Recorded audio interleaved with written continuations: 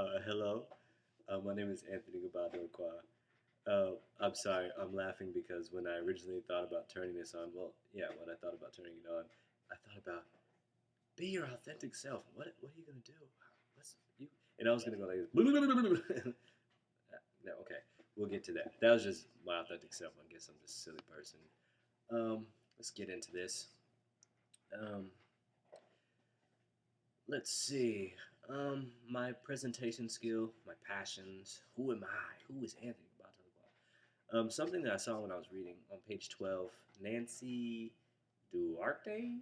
I think that's how you pronounce it. She was talking about how presenters, when they're talking to people, they try to hide behind this wall of jargon, um, and I find that funny, thinking that I'm I work with rap and hip hop, and thinking that a lot of the music that I hear it is just a wall of jargon. There's a lot of people not saying what they really feel and who they really are. At least in my perception, they could really be like that. I don't know, but to me, I don't see a lot of people just expressing how they really feel and who, in being true to themselves, in showing their emotions and sharing, as Peter Gruber said. Um, yeah, when it comes to me, I think I might even have the opposite problem. I guess it might even be the same problem in not expressing myself, and that's something I want to work on. And it's not, I don't I don't feel I express myself in a way that's what's the word, detrimental, maybe, that's not good for other people. But I guess it is too, because I'm not fully expressing myself. I kind of think of myself as Incredible Hulk, at least from the Avengers. He might be different in other ones, but I see him. He's kind of like behind the scenes. He'd rather be in that position. He's kind of withdrawn. He kind of holds himself back. But there's a reason for that, because inside there's this fire and this flame. With him, it's this green beast, but for me, it's this fire and this flame that it burns inside for like for me, for things that I see in the world, that I want to communicate about. Like I don't like, for instance, excuse me, child sex trafficking, um, and I have a lot of thoughts about it, and I've even made songs about it. And people were like, "Oh no, you don't want to make songs about that." I don't think people are ready to hear that. But those are the things that I want to express, the things that I want to share. That's the realest expression of me. And sometimes it has to be blunt. Like it's blunt for the people who are doing the child sex trafficking. That's one whole nother topic I could speak on for a long time. And I think something that I really want to work on this month. It's not that I think, I know that I want to work on this month. Um, is learning how to truly communicate, so people can see the real me. People can see my heart and see who I truly am. And it's that part of me that I hold in this cage, um, thinking that others are going to judge me and not like the fire, the beast, the green beast that's inside of me. They'd rather me be in this box of this humble and sweet character that they've come to know. Um, what does it mean to resonate? I think on page 4, yeah, it's page 4 in our resonance textbook. It talks about um, resonating at the frequency of other people. I like when things are put in terms of frequency and energy, and I guess maybe because I'm here at Full Sail, but just in the way that I see things, like I like I like those I guess those are scientific terms, but um, I know I need to learn how to resonate at other people's frequencies. Like even talking with somebody yesterday, um, it's easy to sit and judge somebody by, that you might not like some of the things that they do or the music they listen to, but when you really just allow yourself to hear another person and allow them to express who they really are, like I might be wrong, but I feel like I'm tuning into her frequency. So when I speak to her, it's not just in what I think you should do, but it's really paying attention to her life. And it's like a little, she's kind of like a sister, um, but seeing her life, and she's just willing to share this pain and this hurt that she feels. And I'm like, why?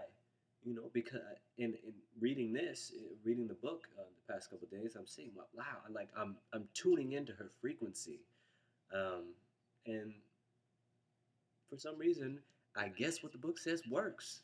I don't know. I had an uncle who told me once. He said, "Look for those things that resonate within you. That way, you'll know that it's right for you." I don't know if that always works, but it seems to make sense when I apply that.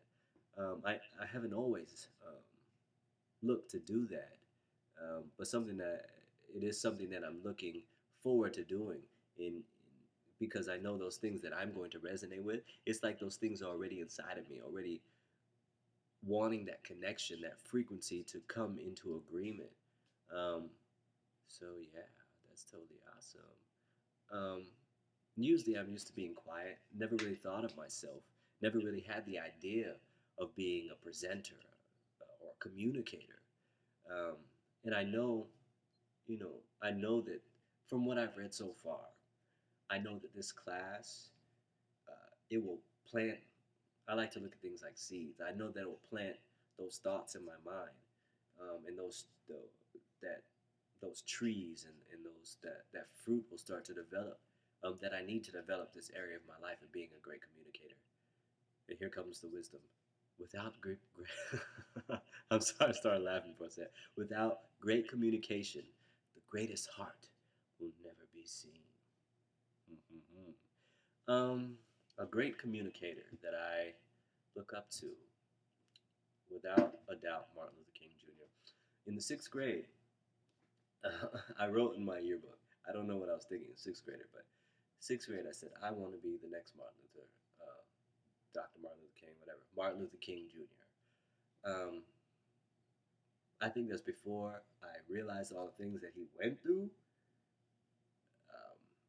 as a person, as a minister, as a civil rights leader.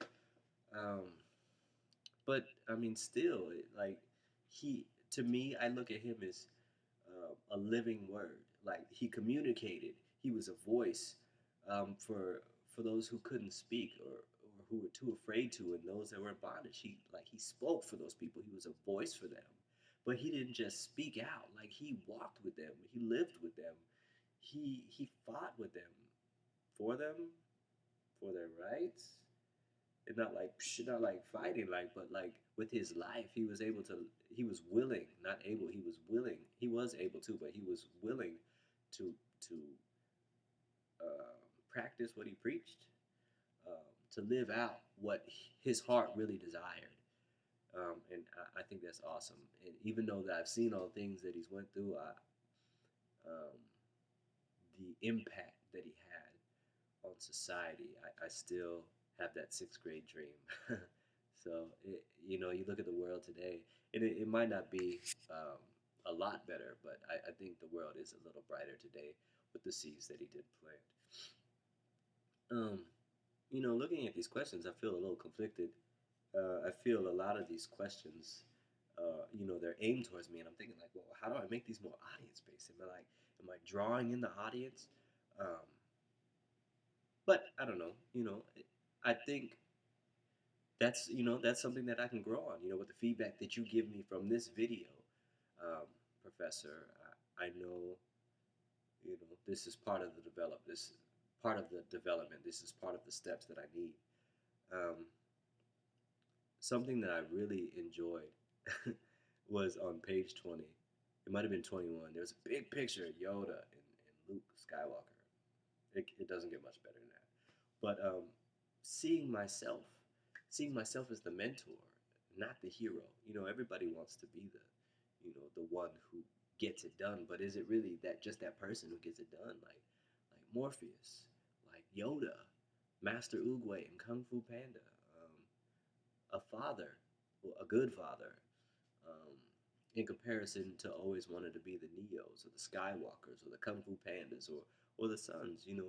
Being the one who mentors the ones underneath you or the ones that you're sharing your life with, whether you're presenting in speech or poetry or rap or however. Um, there's so much life that you can share with another person, and when you do it with an open heart, when you're fully yourself, and they see that, they're not just learning the skills and techniques that you're teaching, but they're learning the the fullness of opening up your heart and being yourself. I mean that fully wakes them up to the power that they are, um, just by being there for them and supporting them and guiding them. It's so much easier than trying to be the hero, you know. And in your own right, being the mentor, you are a hero because you're teaching the heroes how to be a hero, and then they become mentors if you teach them right, you know. Instead of everybody just seeking themselves. Yeah, I think I got a little passionate on that one. With the last question, you know, a presenter being like a three-legged stool. Um, I think each of my legs needs improvement.